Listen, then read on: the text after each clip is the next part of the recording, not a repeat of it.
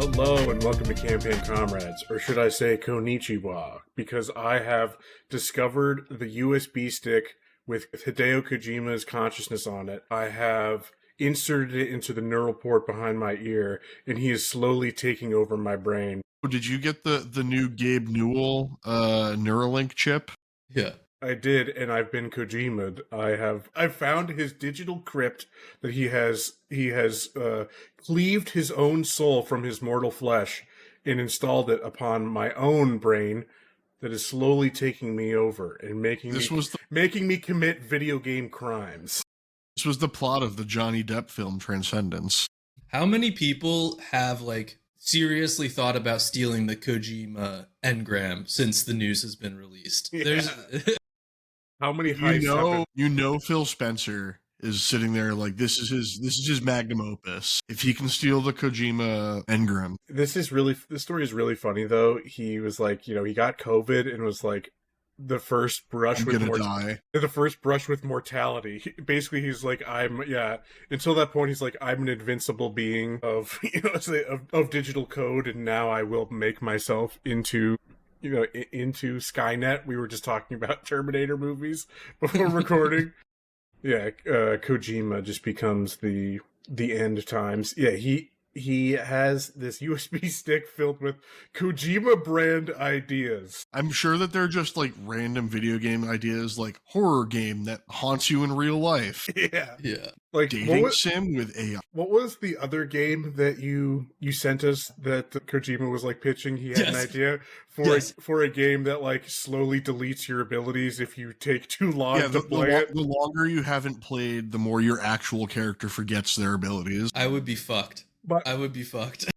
My response in the chat when you sent that was just send this man to jail immediately. It's so just mischievous. I do love the idea. I would be screwed as someone who drops games for months on end, and then goes back. But the mischievousness of that idea and the pranks and goofs on gamers that he comes up with are top notch. It was like, oh boy, that's something else. What is this one? He's got a Game Boy Advance game made with a solar sensor built into the cartridge. I don't really know what that does. This article is just listing off all his weird ideas. Yeah, get old, die, and forget how to move. you video game. Yeah, you reboot the game. Your character is like suffering from incontinence and can't get up. He just. Kojima, some of these ideas, should have been left, in the... There is no such thing as bad ideas, just bad execution. In his notes folder, leave those away. But yeah, he's got his digital will that will be discovered by some archaeologists at some point. They're going to plug it in to their neural port, and it's just going to become Kojima. He will live forever. My senior year in college, we took an engineering course called Engineering Thinking. And one of the first prompts we did was basically you had to sit down for an hour and come up with 40 just random ideas. And the whole process of it was essentially throw away anything of your notion of that's a bad idea. Just throw it on paper. Just get as many 40 ideas as you can down on paper, because there's no such thing as a bad idea. It's all about bad execution or bad planning. How much you want to bet a majority of the ideas that class came up with would have slotted right into a certain regime? I was gonna say there's a couple bad ideas I'm aware of. Nope, no such thing as a bad idea. That were executed pretty well. Yeah. What was your worst idea that you created for that list? Man, you're making me pull back legitimately 10 years of memory right now to my first task list for that course. I think I had something about 3D printed toothbrushes in there. That was interesting. The idea being that you could print a toothbrush exactly mapped out to the shape of your mouth, so that you could just bite down and just brush. Got it. Okay. Mouth guard, a nighttime mouth guard that just brushes your teeth for you. Interesting. Well, you know who could use those, groundbreaking ideas for our, for our first story. Bill Swift? Yeah. Matt, take us away with our first story of, it is our roundup for the month of May. What do you got? This is pretty fitting because this was literally like the exact first story that launched. It was like May 1st at like 7 in the morning Eastern time, which is essentially when the world starts. If you base it off of the ideology of how the East Coast dictates everything for the US and the US is the focal point of the earth. Center of the universe, go on. We woke up that morning, and I can speak to it how I came into the story. I woke up in the morning and the first thing I saw was Microsoft increasing prices in Europe. And I was like, okay, makes sense. They don't sell shit in Europe anyway. They're probably just trying to recoup their costs because at this point it's a acknowledgement of we're not selling enough, so might as well try to get a little bit more out of the little bits we can sell, even though it's probably going to decrease our sales. And then I drove into work and I sat down and opened my phone, and then the top story of the day was it wasn't just Europe that Microsoft was raising the prices in. It was everywhere, US included. They blanketed the tariff onto the entire world. You could call it whatever you want. Corporate genius, corporate greed, malfeasance. That's a word. I didn't even know if I used that properly. They're just getting silly with it. Let's be real. They found a number that sounded good, slapped it on the box. We're not selling these anyways. Who cares? What's a little bit more bad PR, right? Yeah. What's an $80 increase to our cheapest console? What's a $100 increase to our base console? What's turning our base game pricing up to $80? Which I'd like to point out, everyone was like, oh my God, Nintendo opened the floodgate so that, everyone knows they can spend $80 on games now. I think everyone was going to charge $80 for games regardless. Nintendo just happened to be the first one to have to make an announcement because they were announcing a new console. And then everyone else was like, okay, cool. Now that Nintendo has shielded us of the knives. Yeah. In that meme, we can now quietly announce that, yes, we will also be raising our game prices to $80. Some very funny. So like the base Series S at 512 gigabytes is now $380, which the entire point of the Series S was to be as much of an undercut and the cheapest console you could get, which relatively speaking, still true, but you can get a full Switch 2 for $70 more, or you can get the PS5 Digital Slim, which I believe sells at $450 base price. I think the original PS5 Digital was $400 base price, but I don't think they sell that one anymore. The Digital Slim, that comes with a terabyte. The Digital Slim sells for $400, at least at Target, from what I'm seeing. Well, there we go then. For $20 more, you can get double the storage, and you can get a console that you can buy a disk drive for that you can attach in the future. And you get a console that actually plays at modern spec, not the dumbed down spec of the Series S. That might just be on sale. Everywhere else seems to sales are something you have to account for. Every $450. Yeah. But sales are something you have to account for. And even forget that, like, just what is a used PS5 for? Like, you can probably get that for the same price, if not a little cheaper, I would think. Let's see here. I would guess that's around like $380. That seems... PS5's on eBay. Let's go check out the eBay. Let's see here. $59 for a PS5 Slim. Yeah. $329 for a PlayStation 5 Disc Edition. $350 for a PS5 Slim with the disc with 2 games. And let's not forget also now, at the other end of it, that their new real high-end Series X 2 terabyte is more expensive than the PS5. Yes. That was a funny. What else we have? We have like $30 more expensive than a Pro. Yeah. It does. The 2 terabyte Galaxy Special Edition does come with the disc drive, so you would have to include your disc drive cost on the Pro, so Pro would still be a little more expensive.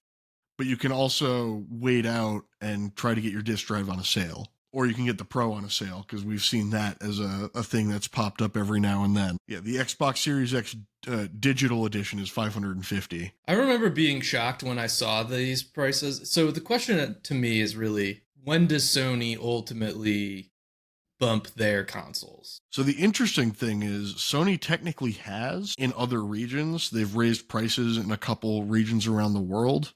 I think Brazil was one of them. Various markets have had what I believe were discussed as currency adjustment Okay, yeah. price increases. So we had this talk in the group chat where Microsoft has essentially teed Sony up to have a free win here because they could increase prices, but just increase less and look like the good guys. They could keep their prices exactly the same instead of doing what would be standard at this point in this console's life cycle, which would be dropping them.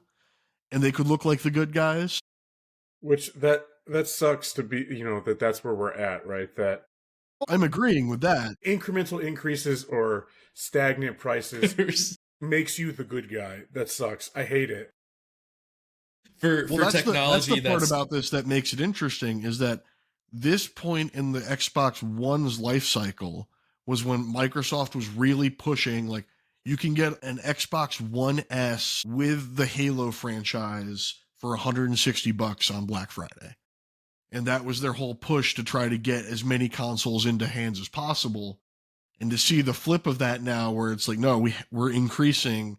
And yeah, you can point to tariffs, and there's absolutely a reality to that people have to accept. Tariffs are paid for by the customer. They're not paid for by the importing country. You're mentally handicapped if you think that's how a tariff works. It will be the generous way that I put that. But that's the reality we're at right now. This almost is like, this is such a endorsement in action that they just do not care about selling consoles at this point. Like, I really think it could not be more clear with their strategy, with this price increase. They've given up on that. Like, they're going to make them because they essentially have to. But the console market is something that Microsoft is no longer going to have the market share it used to have even close. Like, even the PS4 era and Xbox One era market share is gone. Those days are over for Microsoft. Well, I mean, this was about a year ago, but about a year ago, the Xbox Series was trailing about 4 million total units behind the Xbox One in global sales, which that gap is only going to widen because you're now at the point of a console's lifespan where, because you're not matching that price decrease, voice crack, that price decrease that the Xbox One had at this point to try to get a bump in sales, you're going to see a more rapid turnoff on top of the fact that, a PlayStation is an Xbox now. And if a PlayStation is an Xbox and a PlayStation is your cheaper option to get entry level into the PlayStation environment, third parties, and the Xbox games that interest you outside of playing Game Pass, like, you have no real reason to buy an Xbox in that same merit. That's why their rumors and stuff are that they're pushing pretty hard for their next Xbox console iteration to essentially dump the Xbox Store ecosystem and fully integrate with the Microsoft Windows Store to fully integrate into one storefront and make their product line more streamlined as basically just Windows computers, which is why they're doing that partnership. I think it was also this month that got leaked with Asus ROG. Yeah.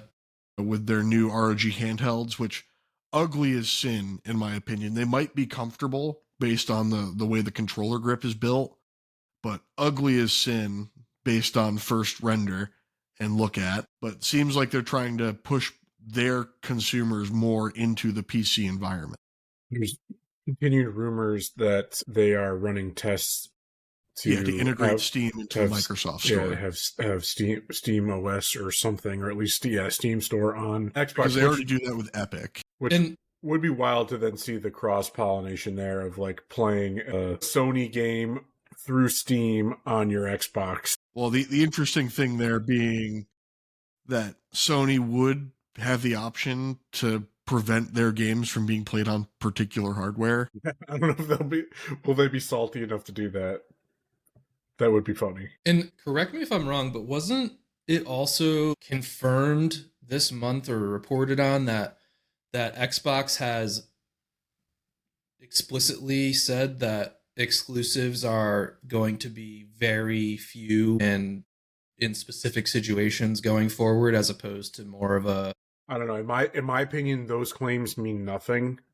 Yeah, At they've this been mealy point, mouthed and lied about the exclusives for the past year and a half at this point. what I at least remember most recently is that there is no limit. Everything is on the table. Some fairly reputable Xbox leakers have put out that Starfield is the next PlayStation port to get announced, which, like, oh boy, thanks. They'll have it fully fixed by then, and all the bugs that are still there will be good. Doesn't change the fact that it's a boring game. People didn't. You just pissed off like 12 fans. Yeah, people didn't dislike that game because it was buggy. It was actually pretty well optimized and polished for a Bethesda game. It was just not a very good game. Well, with the Xbox, I feel like every month we do a news story, Xbox gets in the news for some bullshit. Well, I mean, you could say that about each one of the big three is going to have some major story. Not necessarily true. We didn't have much to talk about for Nintendo from like February to April. There are a couple of things. Oh, that's not true because we talked about when February. Okay, February and March maybe. April we had lots to talk about. Yes, because that's when we got announcement. No, Nintendo only really gets in the press when they try to kill someone for jailbreaking or stealing their IP in some way. Which, yeah, that was one that happened this month that we didn't bring up, but might as well bring up now, is that, yeah, that they will come to your house, shoot you and your dog if you try to jailbreak your Switch 2. Or more correctly, they'll just do what every console manufacturer says they'll do in their end user licensing agreement, which is prevent you from using your hardware if you break the terms. Which I did think it was funny how people freaked out about that, but that's been the standard EULA agreement for every console. But has it been enforced is a slightly different thing, but also then you can think in general terms, should that be a part of every end user license? No, it shouldn't. I should be able to do what I want with the thing that I bought and own. Fuck you, is my general stance on that. Yeah. If they catch you jailbreaking your Switch 2, there's a public execution for your Mii character. They turned Mii Plaza. Yeah, the public execution ground. I mean, there are various levels to that. One of the things that gets taught in engineering school, the reference is always ladders and how many warnings there are on ladders about how not to use a ladder properly. And it's basically they get to dictate and be like, hey, if you use the ladder the way we tell you not to and you fucking break your back because you're an idiot, you can't sue us because we told you not to use it. Yeah, well, that's liability. This is a different thing. This is them trying to protect their bottom line. This is basically, if you do this, you're going to circumvent our marketplaces and stuff like that. There are other ethical considerations going on there, but like, I still think I should be able to do what I want with the thing that I bought. It's mine now, not yours. Get the fuck out of here. I'm not renting this console from you. There are services that do that. I can that let me rent a console. Yeah, it's the most popular PlayStation service in Japan right now. Yeah.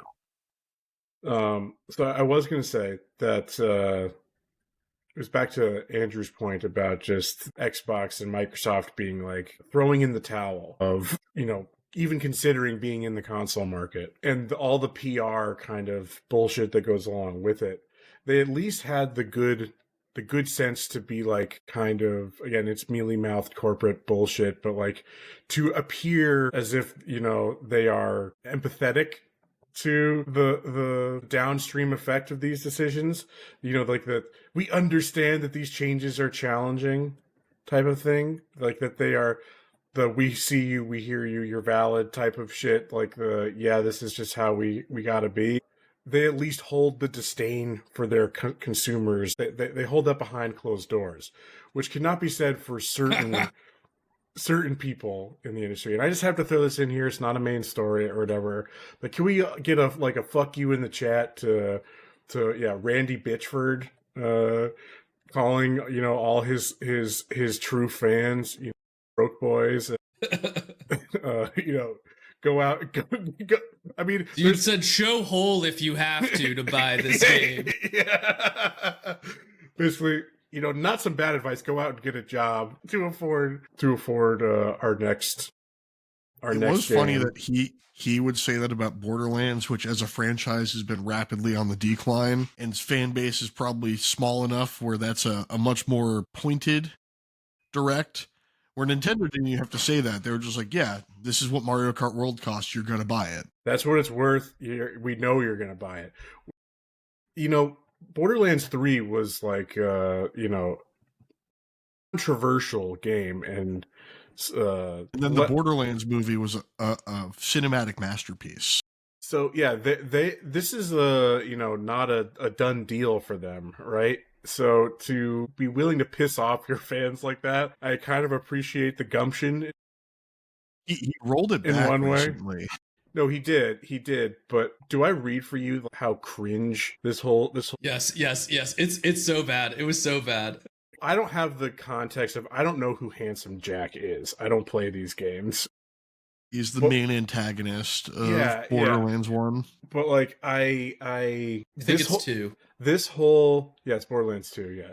This whole I'm looking at it right now. This whole thing made me basically think like Randy Pitchford sucks and is lame and this shit is bad. It's a bad look, but also anybody who's a fan of this deserves what they get. If this is like the what you go for entertainment, so somebody like clap back to his response with this long-winded impersonation of Handsome Jack, and oh my god, it is some of the cringiest shit I've ever heard.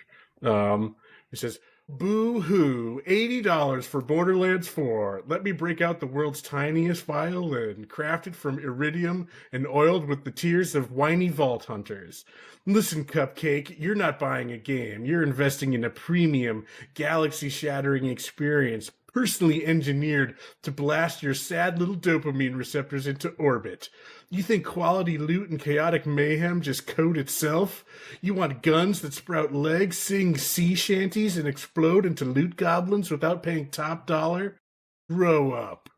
Back in my day, I built an entire moon base with my own 2 hands and a metric ton of disposable Hyperion interns. And you're crying about spending a few bucks more to virtually murder skags with style? Please. But hey, if $80 is too steep, there's always a solution. Just don't buy it. More legendary drops for the rest of us and fewer mouth-breathing freeloaders clogging up my loot pools. Win-win. Stay broke, hero. Handsome Jack, President of the Galaxy, CEO of Hyperion, and your personal nightmare." And that's what got Randy to respond. Yes, it is what got Randy to respond. And I just want to say a couple things about this. Jesus Christ. First, I believe it was also an AI generated thing. Yes.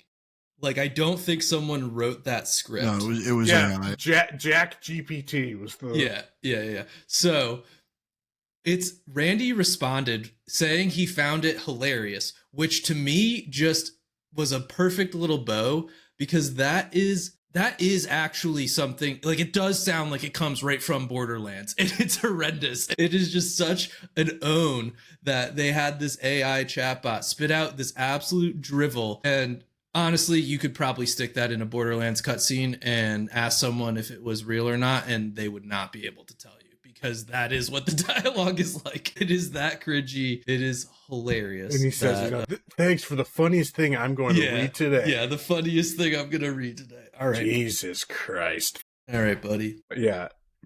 Fuck Randy, but like also you all get what you deserve for, enjoying and, encouraging that type of material. Hey, I'm gonna put my hand up. I don't love it, but it is fun. It's fun gameplay. I do enjoy the shooting, and it replaced for me the shooter looter itch that Destiny scratched, because it doesn't have at least all the online bullshit. But when you replace something you did enjoy with a clear downgrade, but still hits the itch. Yeah. So is Marathon going to do that for you, or is it not going to do that for you? Because that game, that game is absolutely cooked. That is beyond dead at this point. Yeah. Boy, we talked about the Marathon closed alpha last month, which You can go back and listen, but ultimately didn't seem to be the most successful alpha we've seen, with pretty steadily declining numbers from its peak on like day 3 of being open. And that then, was still only like over like 1,000 people, right? At least on Steam. Yeah, it was like I think it got to a couple thousand, but yes, it wasn't a huge amount. So that didn't go well, but May All-time peak was just shy of 7,000. yeah, but it declined from there pretty steeply over the rest of the alpha. And May has been a challenging month for Bungie, to say the least. It started out back about mid-May. I don't have the exact date because that's not all that important. We had a artist that goes by, and I want to get this right. It's anti-real. Yeah. Are you familiar with it's anti-real? Stylized in a different way. It's got like some numbers and shit. So I my brain when I first saw the news couldn't read the handle. So I'm just like, what? But yeah, no, it's anti-real is their their handle, their artist profile. Yeah. Yep. So Anti-Real came out with accusations, and we'll kind of move through this quickly because I think this has been a huge story for games. But their art had been seemingly directly lifted and put into Marathon's alpha test footage. This later was confirmed by Bungie that someone on their team had inadvertently taken these graphics, inadvertently, in air quotes, without a doubt, multiple asterisks, put this art into their game. With how quickly they came out and said that it was from a singular former artist. What do you think that actually is code for? Do you think that is bullshit, or do you think that that person was just immediately had been fired? Was put into the juicer, the company juicer, and made into a nutritious beverage for whatever the fuck that CEO's name is? It did seem like the type of thing that one person at a company would be working on. There's a whole complications to the fact that like the art director and several other artists have followed Anti-Real since like 2014 or something. Yes. It's a whole shit show.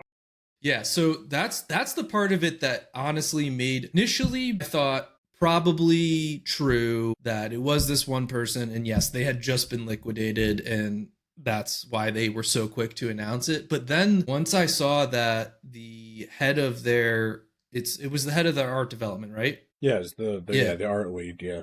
Once I saw that he had been, as well as others on his team, following the artist, as you said, for multiple years before Marathon was ever even reportedly underway as a project, that made me question a lot of what they said, in that there's too much coincidence to feel like they haven't in some way, at the very least, been influenced by this person's art at the highest level of the game's visual design. And whether or not they'll ever admit that, one of the worst I don't know. One of the worst ones was, so many direct lifts, like one-to-one. The worst one, it says like, it even says Anti-Real. Yeah, it has the tag. Yeah, it has the tag on it. It's part of a larger thing, but like they literally just lazily just smudged it, or rotated 90 degrees. Like,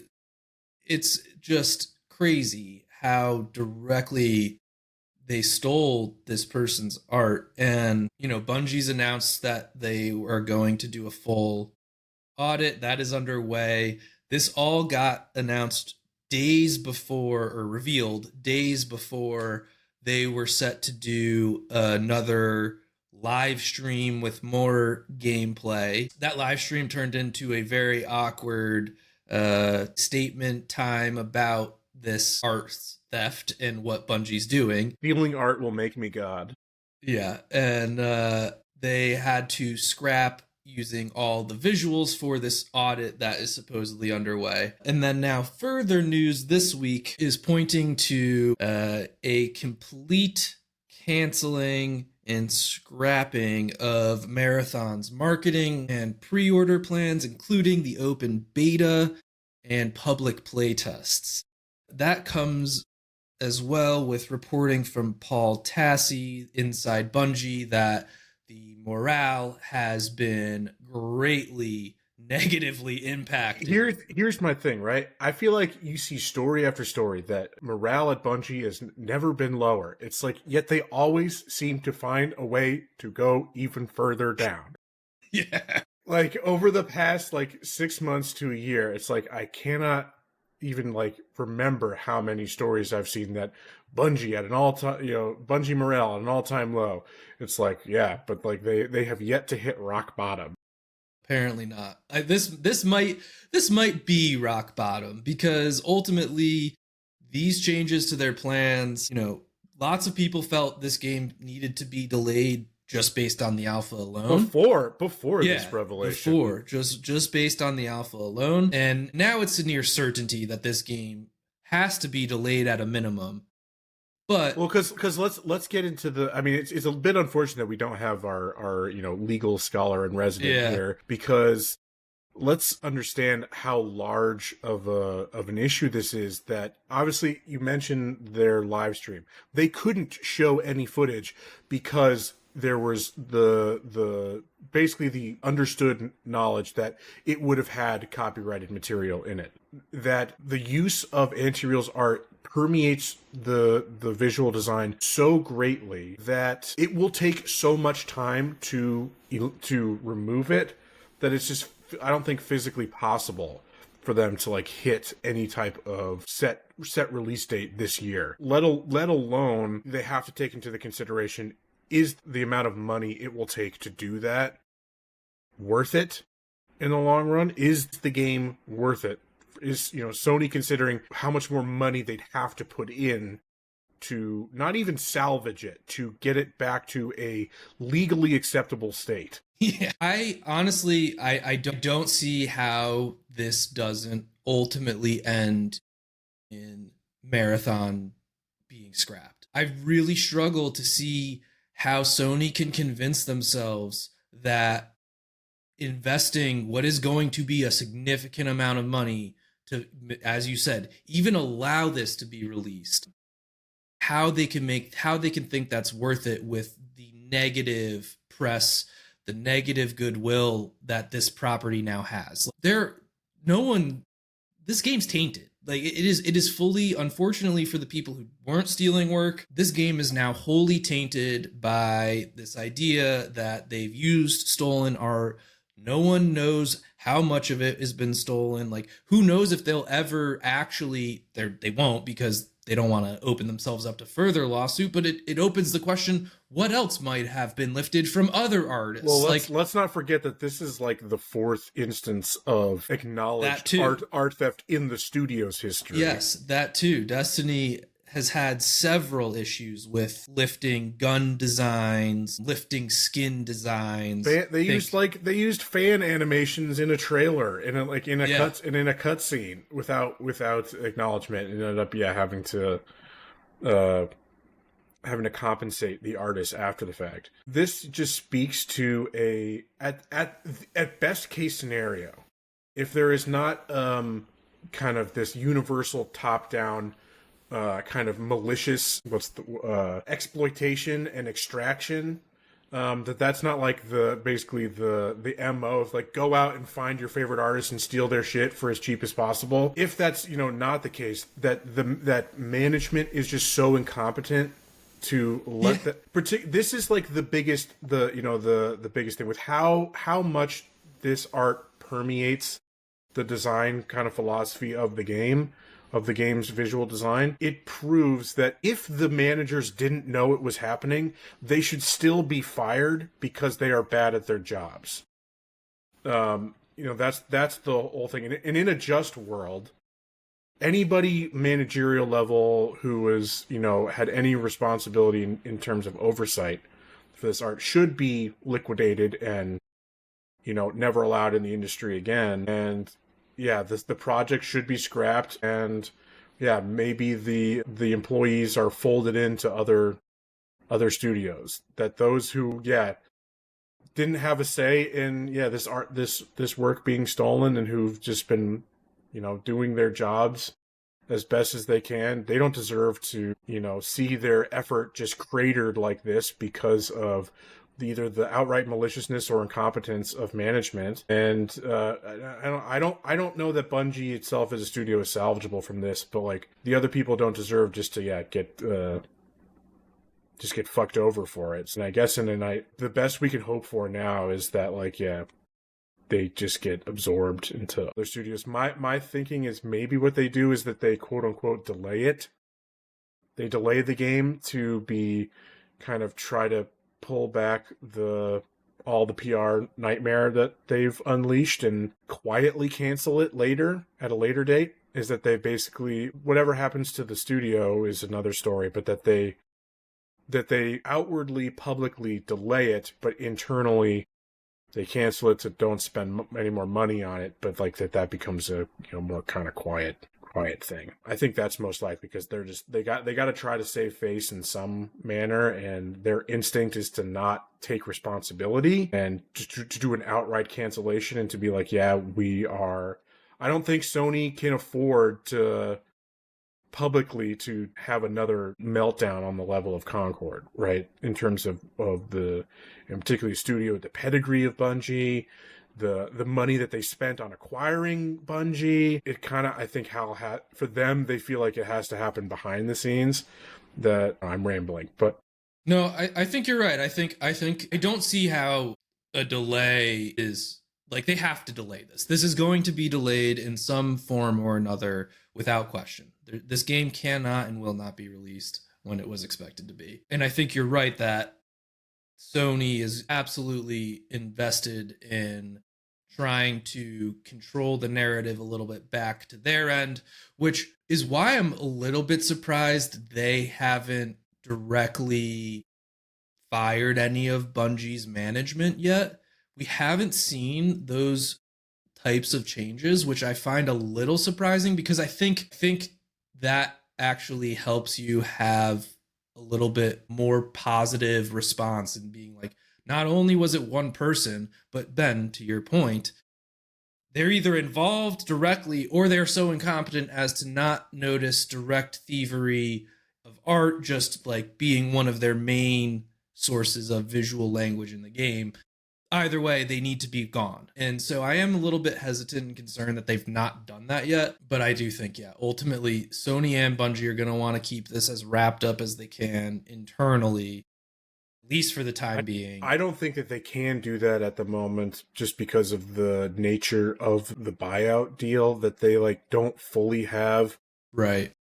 They must have their hands tied legally in some way that Bungie still retains a certain level of autonomy. Yes. That I think Sony has realized basically the nature of their financial miscalculations with the acquisition, that they need to let Bungie kind of implode a little bit in order to scrape up what's left.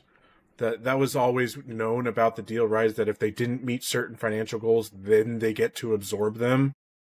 The interesting thing is it wasn't that much money in the acquisition in the grand scheme of things. It was only $3.6 billion for Bungie is a lot of money. I mean, for one company, yes, but I'm saying in the corporate structure, $3.6 billion isn't that much money. Grand scheme. I mean, what is that? It was an overpay. But what's that? It was even at the time. And what's people considered it overpay. What's that in terms of Sony's overall market cap? Talking about Sony just as an entire corporation? I mean, maybe I guess leave it to Sony Interactive. Yeah, I mean that's Sony Group is 150, but Sony, I don't think that's something that's directly broken out anywhere. Yeah, probably not. Yeah, it's not because it's in the fiscal year 2024, Sony Interactive generated $31.7 billion US in revenue. Yeah, so that's just 1 year's worth of revenue. But it definitely was an overpay. Sony is I'm just pointing out that we've kind of been tainted a little bit in the idea of what corporate costs are, and people tend to have issues scaling money when they see billion involved. But yeah, but to say this is going to change Sony's trajectory as an organization, but it was a bad move. I mean, it was a reactionary move. Yeah.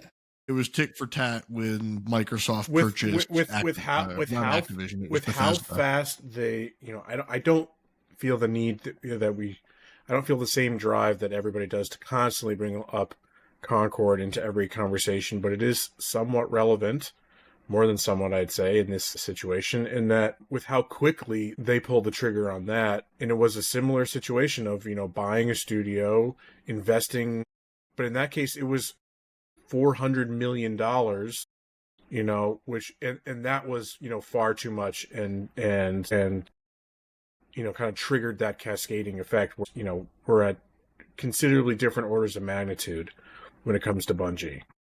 You have to also consider the fact that Bungie has generated revenue based off of just Destiny 2 and but Destiny has not been hitting this itself. It doesn't matter if it's not hitting; it's still generating money as an income. Yeah, right, but not against the costs. It's still like you're not. I'm just pointing it out, comparing it to Concord, which was a $400 million upfront loss, versus what you get from Destiny 2, which is a consistent year over year. Yeah, you're making something.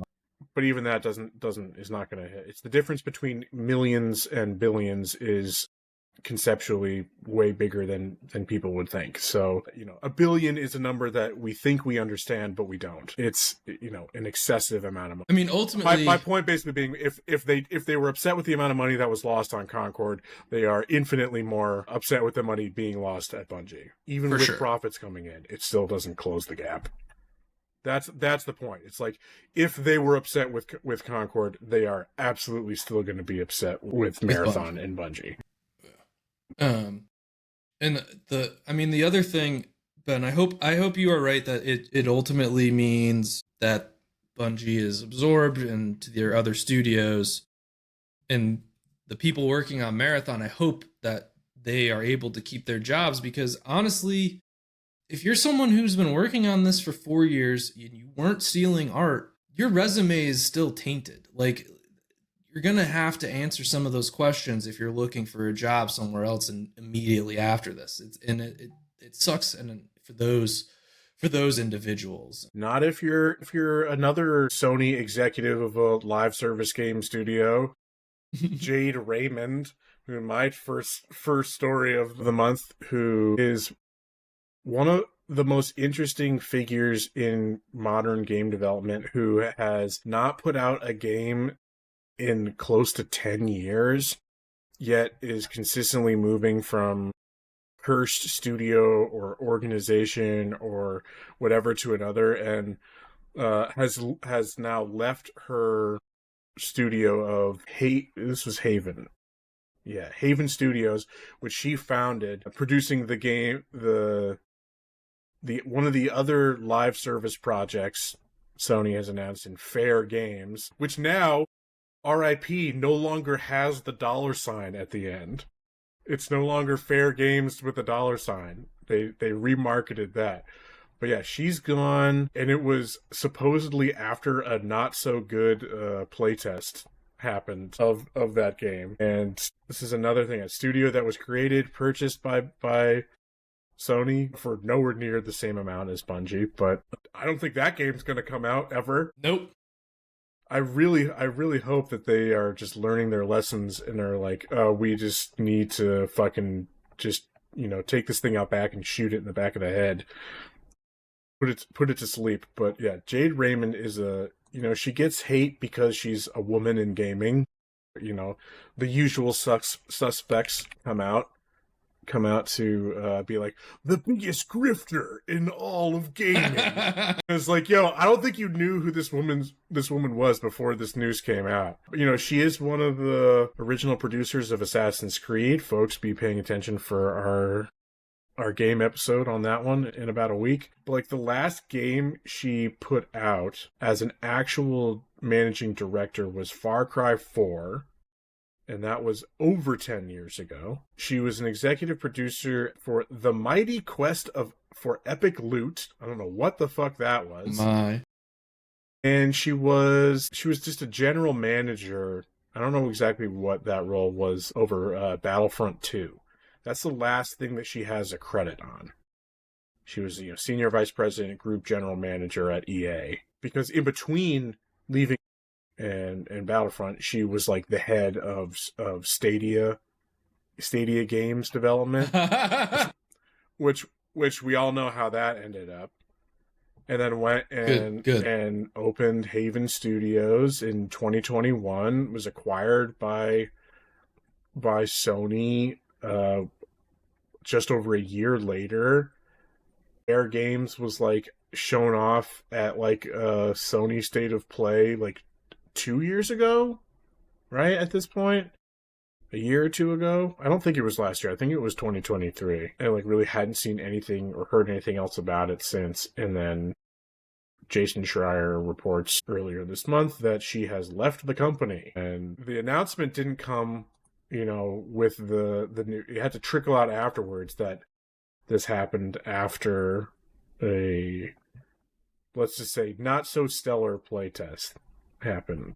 Yeah, not so stellar playtest where the quotes, the quotables that are being shared are that it doesn't feel good to play and it's super clunky. Damn. Not what you want to hear. So the gameplay loop is apparently a mix of Fortnite and The Division. Yeah, the playtest build described as super clunky. Oh, fuck.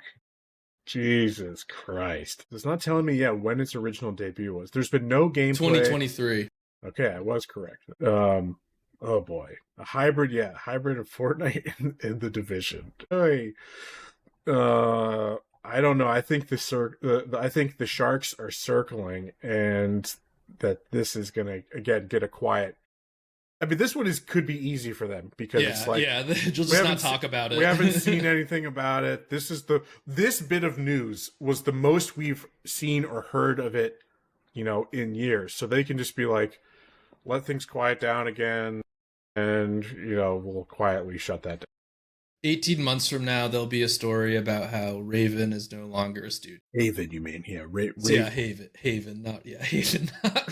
It is not so Raven. So, yeah, maybe she'll go join a Netflix team. Who was it that went? Oh, it was the Dragon Age. The Dragon Age head. Avowed.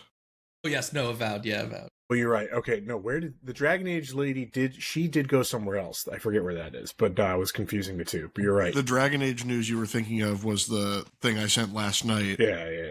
Where they believe there's a mythical den of RPG gamers who will always buy the game no matter what.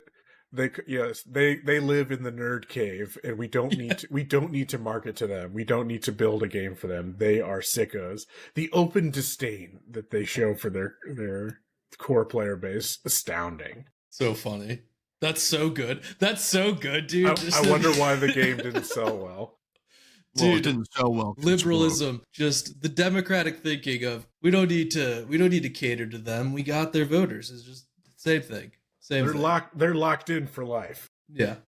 So we've been, saying all these things about the state of Sony's live service push and all of their reconsiderations that surely they must have learned their lesson by now. How many times we need to teach you this, old man, type shit. But I think all of this gets undercut by the fact that they announced the opening of Team LFG, which does not stand for Team Let's Fucking Go. It stands for Looking for a Game, I think, right? Looking for group. Yeah, group.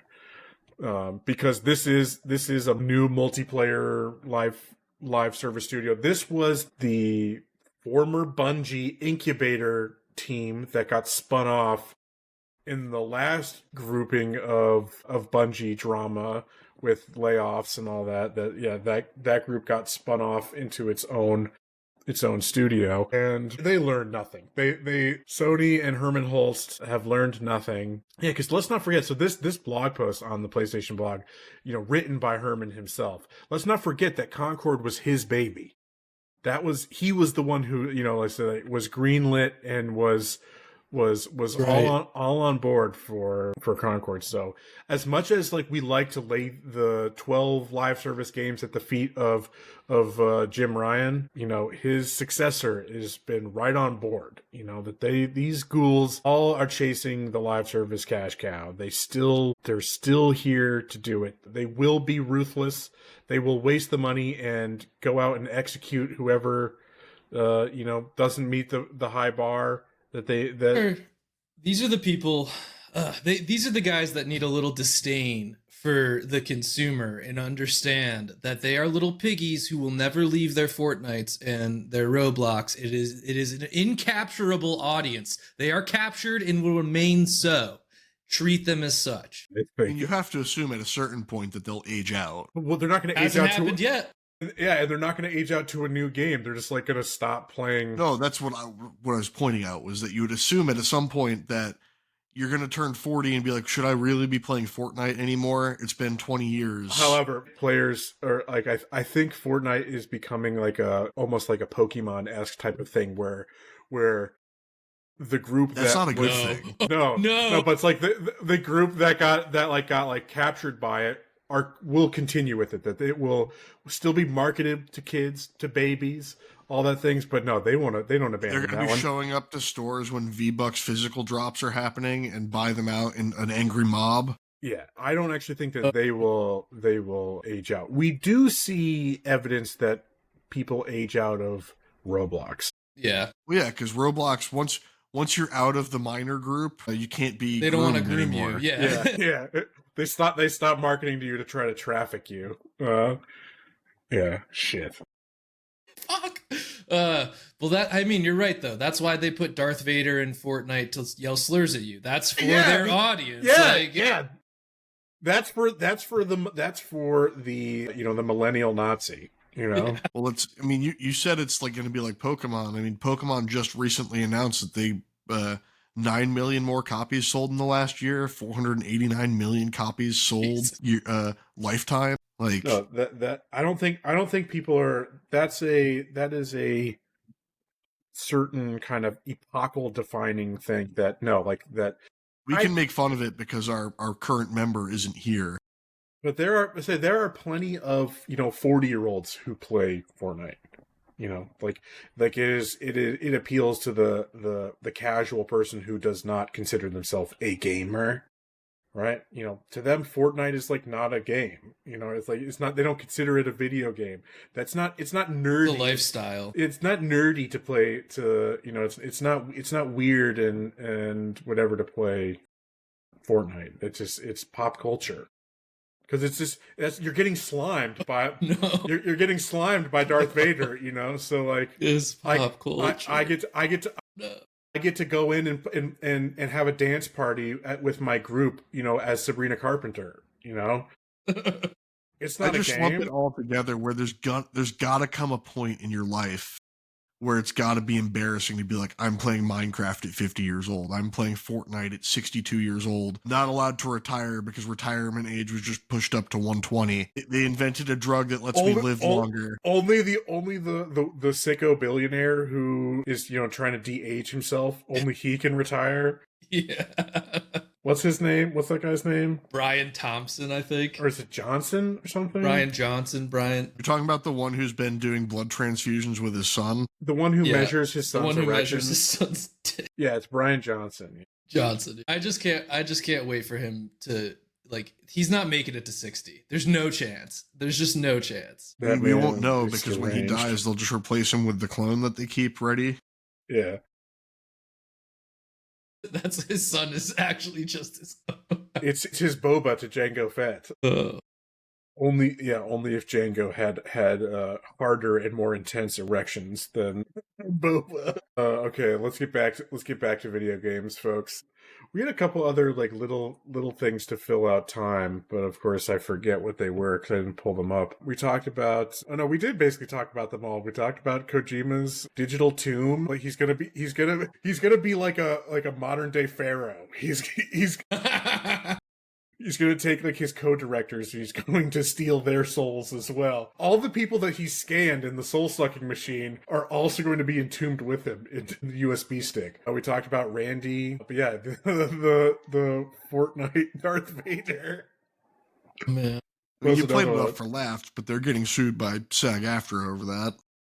It's a weird kind of more complex story than you'd think, because James Earl Jones and his estate, signed off on it, Yeah. So it's, again, unfortunate we don't have our legal scholar here. It's like, so they have filed, an unfair labor complaint, despite. I mean, we talked about this last night, Ben, that there's only 7 voice actors in the world. Mm-hmm. And there's even less of them in Japan. Yeah, we were watching some anime, and it just fucks me up when I hear, iconic characters from one of like the major anime playing a side character in a throwaway episode of another one. I'm like, what is Zoro doing in Full Metal Alchemist? Did he get lost again? Is that Dio? Is this canon? I still one of my favorite discoveries was, I've got my new Yakuza display above my head right now. My favorite one was like discovering watching Jujutsu Kaisen was that the principal is voiced by Kiryu. Love that one. And so I just whenever he talks, awesome. I just hear him singing karaoke. I did. So I don't know the specifics of their reasoning for the. I don't want to see the actual filing. Get out of here, Adobe. So they're filing an unfair labor practice, and so they say, like, we celebrate the right of our members and their estates to control the use of their digital replicas and welcome the use of new technologies to allow new generations to share in the enjoyment of those legacies. However, we must protect our right to bargain terms and conditions. Okay, I think it revolves around, this is an individual decision versus, it should be a union decision. That you are members of a collective bargaining thing, so you basically can't make that decision on your own because it affects a lot of others. It affects a lot of others who don't have the kind of cultural power and asking price of somebody like James Earl Jones and his estate, right? Who don't voice these iconic generational defining characters, who can then still have their labor, extracted and exploited at will. Yeah, this sets a precedent that should limit the rights of the exceptional individual, right? Yeah, and I get the reasoning, although people aren't going to like that. And that's also not to mention there are other freedoms actors who could do Vader. Like, so it's also taking away a job from. And there are plenty of examples of, like, he's not used in every single video game adaptation of Darth Vader. They have other people voicing him all the time. And I used to voice Darth Vader when I was a child by speaking into a spinning fan. Yeah, so like in non-mainline properties, it happens all the time. So to use it here is kind of shitty, but. And I mean, Indiana Jones, we just had, like, Harrison Ford is Indiana Jones, but you had. I'm blanking Troy on Baker. His name. You hear Troy Baker, you hear him in it occasionally, but he does a very good job, I have to say. He's fantastic. Harrison Ford is also living old and crotchety, and probably would not stand to be put into a voice booth for 12, 16, 20 plus hours. No, not at all. He'd probably end up punching somebody. No, but I stand with the union's decision there. Yeah, 100%. Because you were saying, I'm sorry, it does steer into the stereotype for people. Yeah, with unions basically holding back exceptional members to prop up unexceptional members. Like that's but he's dead. That's how labor protections work. So yeah, he's dead. He's made his bag. Let everyone else make theirs type of shit. Yeah. But also, there are plenty of voice actors who are not outright opposed to the use of AI. It's just the fact that they have to be compensated fairly for it. They get to decide when and how it's deployed, so that they can't basically, they get to, make sure that there are limits in place to make sure that my voice isn't being used to say slurs, to to do that type of shit, but also, that I'm getting paid fairly for it, getting compensated. That's where not everybody. There's not a universal opinion. No group, even of a collective, kind of bargaining unit, it's not going to think the same. There are going to be some who are morally opposed to its use in any fashion whatsoever. But it's the responsibility of the union to fight for what is best for the whole. And that includes the journeyman actors, right? Not the kind of legendary talents. The 7 that we all know. Matt Mercer with a mustache, Matt Mercer with 2 mustaches. Right. So, and Laura Bailey. Mm-hmm.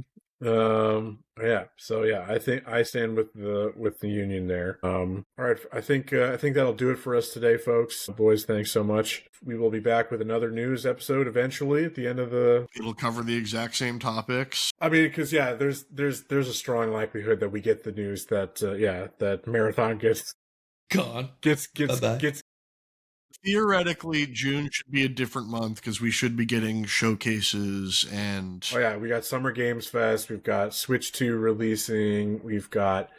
I'm going to be talking about Night Rain, I won't be probably. doing a June news episode because I'll be too busy playing my Switch 2 while all the haters are still mad. So, yeah, there's definitely going to be a bunch to talk about in June.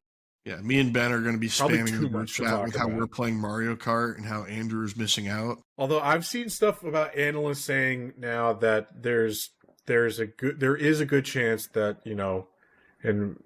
I think, Matt, this was your prediction, that despite the hubbub of pre-order sales, that there will still be available units. Yes, because that's how it works. I mean, we don't know. We're going off of the faith GameStop has already admitted that there will be in-store purchases on launch day. I would believe them only because they only had like 10 units available for pre-order at any given and that's store. Because there's only 7 GameStop stores in the entire continental U.S. One of them is in the Berlin Mall in Vermont. Yeah. So you better hop in your car and road trip it. So I don't know. We'll see how available it might be. But I saw something where we're trying to wrap up, but there's been posts of people having their pre-orders canceled. And it was basically they'd used the various storefronts like third-party buy now, pay later applications. I never trust. Seemingly been complications with some of those. Klarna was one of them. You're making me paranoid. I know. I'm checking my... Yes, no, I checked mine when I saw that. It's been a while. I would check it like maybe once a week or whatever. No, my pre-order is still there.